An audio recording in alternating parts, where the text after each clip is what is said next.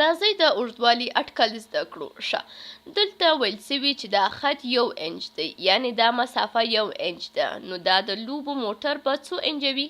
ښه، نو دا خط پورتني خط سره یو شان دی، نو 1 انچ خو باید وموندو چې د دې خطونو څو دانې پکار دي تر څو ټول موټر پرې اندازه سي. نو دلته به یو بل خط رسم کړو تر دې ځایه پورې، یعنې تخمینونه یې، نو دا دواړه 2 انچه سي، دا 1 انچ او دا هم 2 انچه، تر دې ځایه هم 3 انچه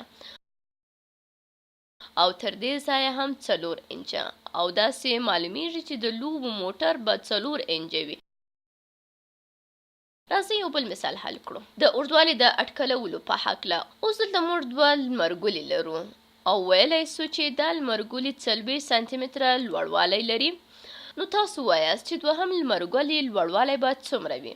ښه، اوس که دا ټوله مسافه، دا ټول لوړوالی 40 سانتي متره وي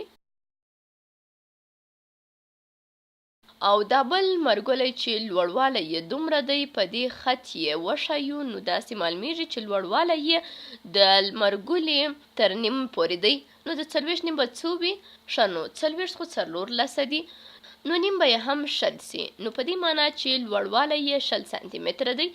ښه، په دې توګه به یې ولیکم، نو دا به په 100 سانتي متره وي، او که په بله لارې ولیکو، نو که دا ټول لوړوالی 40 سانتي متره وي، نو نیم به یې 100 سانتي متره وي، او دا به هم 10 سانتي متره سي.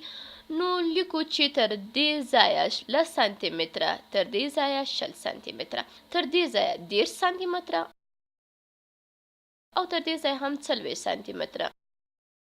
نو څرنګه چې دا لمرګولی 40 سانتي متره و، دا بل لمرګولی هم د هغه نیم پورې دی چې 20 سانتي متره کیږي.